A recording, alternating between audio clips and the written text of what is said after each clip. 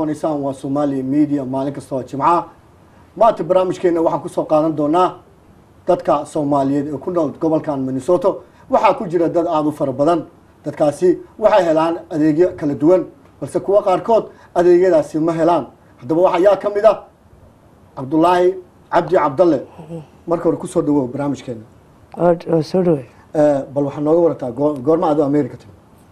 waxaan America 7 sano joogaa 7 sano xagee ku soo degtay New York bal New York adiga maxaa bal nooga waran New York magaalada magaalo weyn aan ku ambaday New York haye waan ku ambadayna aniga dadkii ha ciyaal baa laga xadiiday haye ya waxaan maqlay booliisku ku raadinaya ayaan weydiin daarnay haye okay marka booliisku qof kale raadinaya mise adigu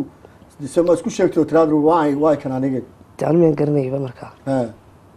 haye Minnesota u soo wareegtay goorma u soo wareegtay Minnesota waxaan soo wareegay Minnesota waan joogay transport ku abaashi New York haye oo halka u soo socotay halka ma ogeyn inay baraf iyo adduun iyo wax jiraan aadiya haye bal ka waran barafkii adiga aniga faraha ku soconayay yaaha war faraha kufitaankayga baa batay haye gurigaas ka fadhiisata soo baxay waxa jira barnaamij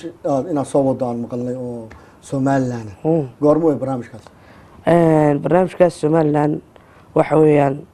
14 May haye weeye insha Allah xagee ku dhigaysay suhuur hotel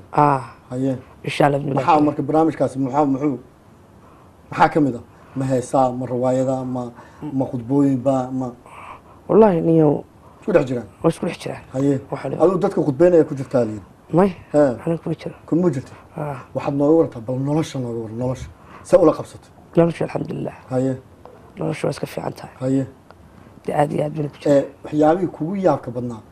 intaad Minnesota joogto maxaa kamid ah taskariyo yaabku waa badan yahay ma tiri karnaa haye yaabku aad buu badan yahay Soomaalida sheegay Soomaalida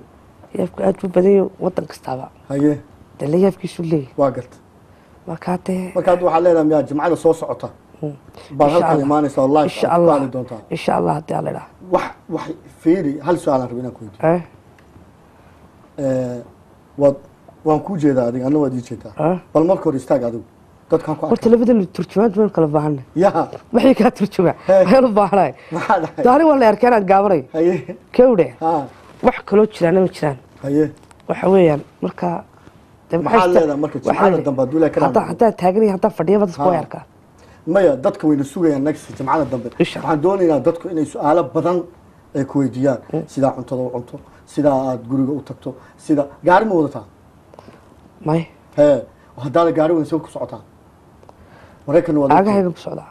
ya qabowgana cid ma waayo marka abdiyo marka ugu dambeynta waxaan soo gaarnay barnaamijkeena waxaan u dhiganaynaa week soo socda haddii Ilaahay kala noqdo oo barnaamij live halka imaan doonto dadku su'aalo ku weydiin doonaan iyo barnaamijkaagi Somaliland xafladii 14 bisha oo suhuur lagu dhigi doono waxyaabaha ku soo adi ahaan markaad Soomaaliya joogtay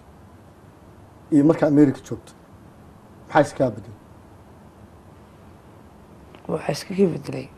marka Soomaaliya joogay de kullayba isbedel weyn waa dhacaya taasoo ah de ama kaagu walba waxaad la yaabtad arkaysaa haye waxa iska bedelay waxaan maqlay markaad Hargeysa joogtay hilibka aad baad u cuni jirtay laakiin marka Mareykan timi hilibki waad yareysay hayo xanuun buu noqday hilibki waa galtay marka Hargeysa joogtay ma xanuunahay ma hayn maxaa dhacay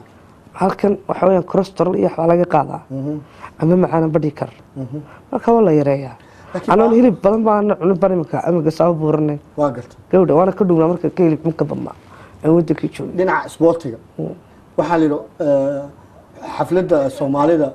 waad orday saabaaliri orodka ka qayb galaysa sportiga maxaad jeceshaa waranu orday taas lafteeda heer taas sportiga maxaad jeceshaa